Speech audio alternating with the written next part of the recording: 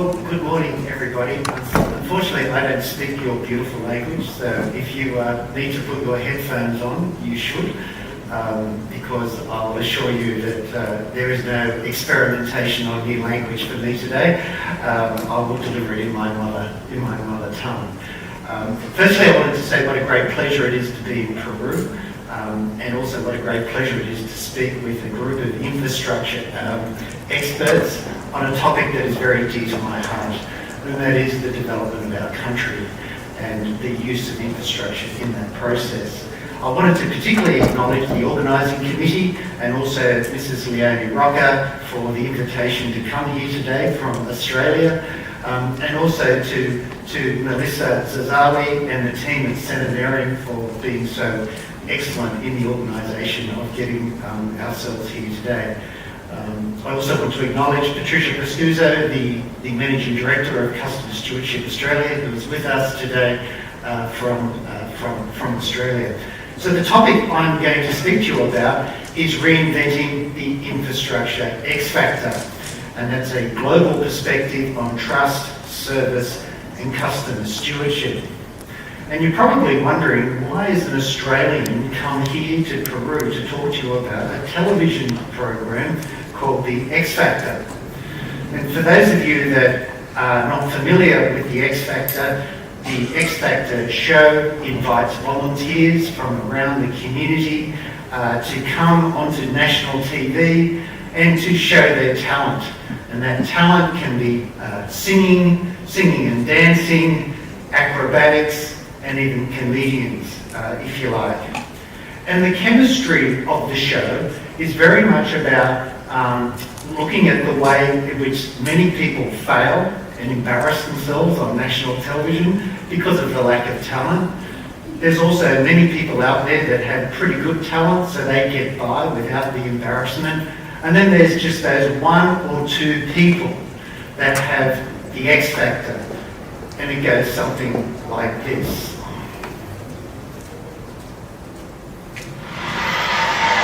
Okay, what's the dream? I'm trying to be a professional singer. That's so far. Here's hoping it will change. Okay, and who would you like to be as successful as? Elaine Page. Elaine Page. What are you going to sing tonight?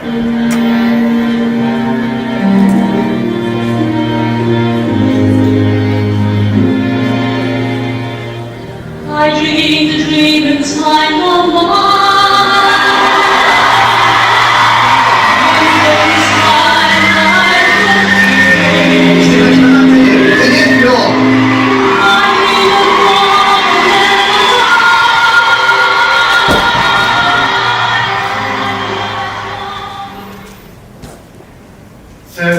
Susan Boyle, and I'm sure you'll agree that the judges and the audience were impressed, and that she managed to deliver an X Factor performance, even if her singing may not be to your taste. What particularly impressed me, and perhaps you felt the same way, was that she wasn't deterred by the cynicism, and she wasn't deterred by the skepticism of both the judges and the audience. She stayed true to her self-belief, and she did so without being arrogant, nor was she presumptuous.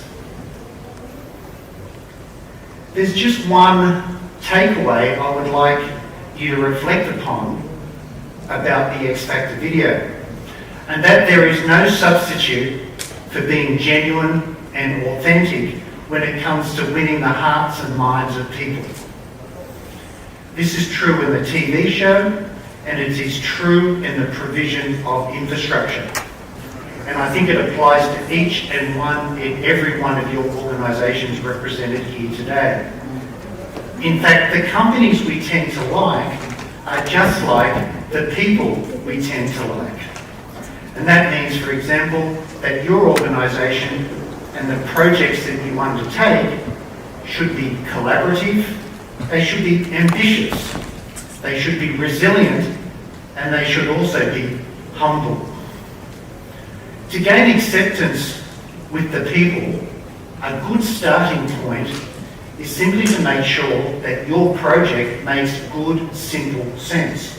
it has no hidden agendas, and it is delivered competently. So the benefits for the community, the benefits for the customers can be understood and even believed in. But what we're often see getting in the way of the infrastructure X factor is too much political interference, but also, at times, too much industry hubris. This results in heightened rhetoric, heightened exaggeration, including fake news, if I was to use a term of the day, that works to undermine our industry's authenticity. You might be interested to know that in Australia we have a television satire called Utopia, and internationally it's called Dreamland. And that's all about grand political visions, and those grand political visions and the frustrating reality of under-delivery. Utopia is set in the offices of a fictional nation-building authority, a newly created government organisation responsible for overseeing major infrastructure projects, ranging from new roads and rail lines to airports and high-rise urban development. It follows the working lives of these hard-working bureaucrats, a close-knit set of bureaucrats that are in charge of guiding big projects from initiation to unveiling. Throughout the series, the grand projects are frustrated by self-interest, publicity stunts, constant shifts in political objectives and priorities, and bureaucracy itself. The satire is so popular, it is now in its fourth series of production. You can search for it on YouTube. I think internationally you'll find it called Dreamland, and you'll find a lot of infrastructure comic relief. My only warning to you is not to expect any solutions, just a very clever observation of the problem. Utopia plays tribute to the old proverb, the only reason it's funny is because it could be true. On a more serious note, a formal definition of the X factor is the variable in a given situation that will have a significant impact on the outcome. For example, the youth vote may turn out to be an X factor in an election.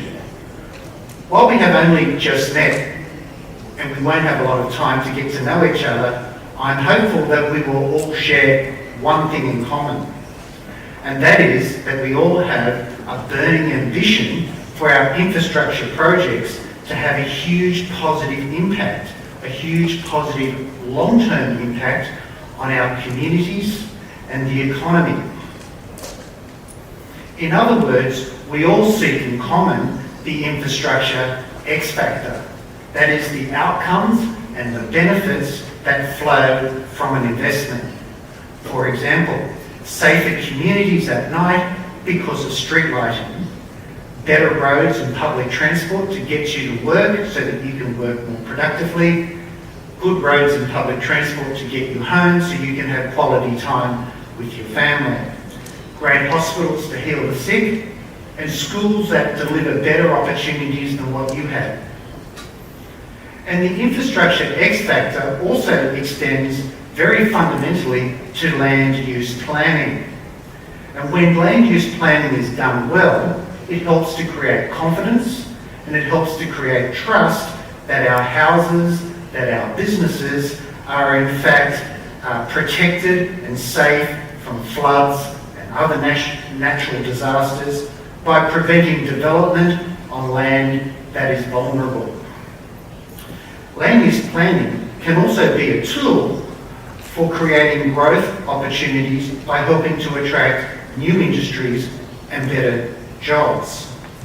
I'll return to land use planning at a later stage. So the infrastructure X factor is about delivering benefits and outcomes over the long term. It is a non-verbal language, a non-verbal language that quietly and powerfully shapes our lives for the better. But too often, the infrastructure X factor does not get a chance to be activated. Corruption, poor planning, incompetent project management, lack of consultation, suspicion fueled by bad decisions and opaque processes together form a common and powerful cocktail that defines too much of the modern infrastructure context. And I would like your permission to challenge all of you today to acknowledge that public trust is not given, but it is earned, and it needs to be earned every single day. We as an industry must shift our mindset from how do we gain trust to how do we become trustworthy. This is a tough proposition, and an honest reflection is urgently required if we are to win back the great social consensus that infrastructure is good for our future, and an addendum to that, that you as the private sector can and should be involved in it.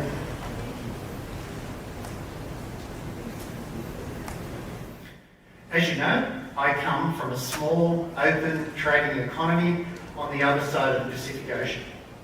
Australia is the only nation to occupy an entire continent. It's about the size of the United States. But we have a population of only 26 million people. Our infrastructure matters a lot. Exports of goods and services account for about 21% of GDP. Currently, we have about $130 billion of transport infrastructure projects, and we are ranked third in the world for the United Nations Human Development Index.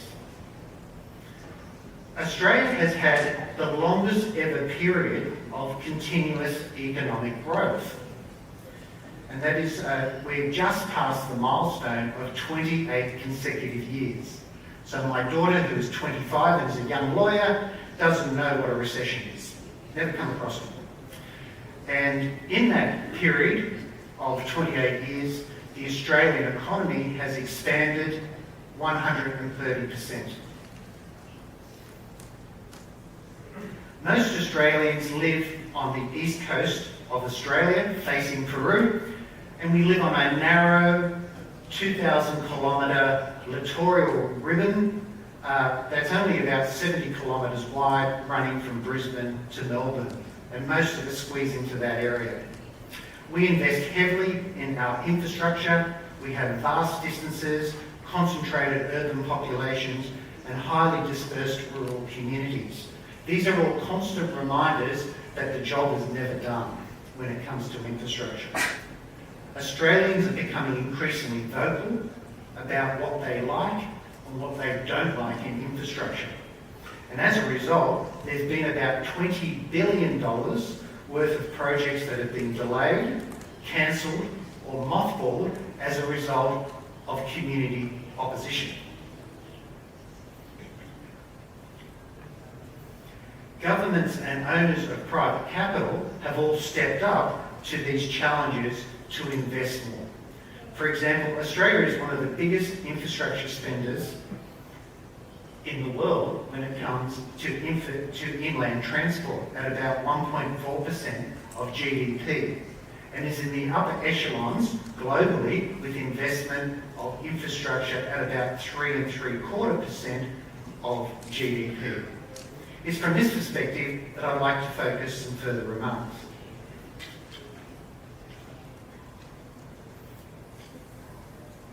Australia has been on a similar quest to your own here in Peru, enabling not only more infrastructure, but also the better performance from its existing infrastructure. And for the most part, Australia has delivered on its promise to spend more. And in just one decade, but over 30 years or more. In fact, in the last decade, Australia as a nation doubled its spending on transport infrastructure. And that was from a high base. So despite the big infrastructure spending and the very long period of quite strong economic growth, there remains a concern that people's lives and their economic circumstances are not improving fast enough. For example, there is a clear frustration that our cities remain stubbornly congested, productivity has not improved the way we would like it, wages growth is low, livability in cities and regional areas is under threat from lack of amenity, and concern about carbon emissions prevail. Overall, there is great pressure on working people in Australia, and infrastructure is one of several factors that is failing to meet their immediate needs and their future expectations. So it may not surprise you to know that there's only about 42% of Australians trust government, and a third of those of the Australian people don't believe that their lives will be better in 5 years' time. So it's with great humility that I stand here before you and say that Australia, with all its wealth and all its opportunities, continues to be in search of the infrastructure X factor. We get it right sometimes, but we don't get it right nearly often enough.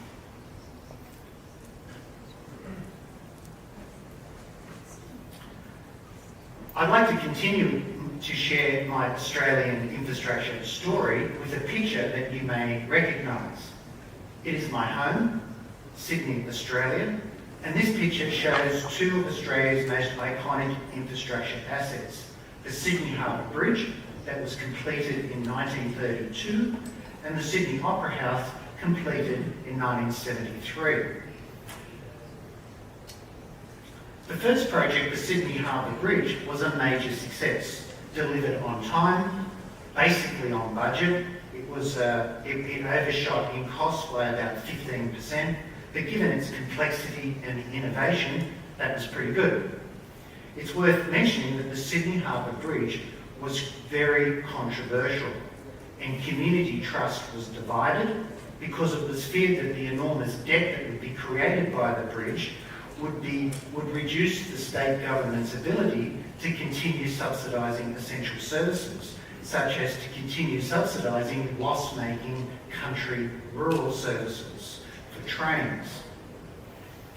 In other words, farmers and country people feared that they would carry the burden of debt and the benefits would be for those that live in Sydney. Despite all the controversies, the project proceeded. J.J. Bradfield, the chief engineer, and his team were able to demonstrate really competent or outstanding project delivery. They also were able to demonstrate some audacious engineering and some good economics. It was the first cost-benefit analysis in Australia ever undertaken on infrastructure in 1932 when it was completed, or before it was completed. Bradfield understood the need to justify costs relative to benefits and identified that land value uplift would result from the bridge. He was keenly interested in the social reformist work of the time of Henry George in the United States, and he set about developing a betterment land tax that would fund the bridge on the unimproved capital value increasing land at both ends of the bridge. The Sydney Harbour Bridge, once completed, was quick in delivering benefits that vastly improved the livability of Sydney through the release of new land on the North Shore, and that was urgently needed to accommodate a fast-growing city. It is easy to focus, ladies and gentlemen, on the technical and the engineering aspects of the Sydney Harbour Bridge, but I'll put it to you that there were far more profound forces and subtle forces at work that made up its success. And that was how the bridge helped to urgently improve livability. It was a livability solution. It was not an engineering solution. The bridge addressed directly and indirectly a range of defining issues of the day, including highly congested living, very poor sanitation that resulted in regular outbreaks of disease, not to mention overcrowding and transport bottlenecks that made life very difficult. Sydney's very difficult living situation was compounded decade after decade when the colony, yes it was a colony in those days, when the colony's population expanded dramatically. In the mid-1800s, the colony grew sevenfold in a period of 50 years, powered by the wealth of the gold rush and high commodity prices for wool. It took 107 years of planning and debate to finally arrive at the Sydney Harbour Bridge design and commencement of the building of it. It would have happened much earlier, but there was a number of things that made it difficult, including that Parliament did not have a way to deal with community concerns about the risks of price gouging for tolls on the bridge. That was the principal means of funding the bridge before land tax was considered. But consumer protection law was not front of mind to politicians in those days. That would have been the key to unlocking this project much, much earlier. Despite all the challenges and controversies, the bridge, when completed, was highly effective in slowly winning over community confidence and community support. And that community confidence later turned admiration and indeed national pride that such a project was completed. So as a student of the Sydney Harbour Bridge, I believe it is an example of the infrastructure X factor. Let us turn now to the other asset, which was the Sydney Opera House. Fast forward in time, just 50 years, 5 decades after the Sydney Harbour Bridge, and Danish architect Jorn Utsen's masterpiece, the Sydney Opera House, was built. This was another extremely innovative and cutting-edge design. It is unfortunate, however, that the Sydney Harbour Bridge, where its design and project management excellence did not help guarantee a similar performance on the Opera House. In fact, the opposite occurred, where project management standards deteriorated, political interference escalated to result in a very poor outcome that damaged Australia's reputation for big projects and quite unreasonably damaged Jorn Utsen's career as well. With the final cost overrun of the Sydney Opera House running at 1,400%, experts from Oxford University have described the Sydney Opera House as the world's worst infrastructure project. With the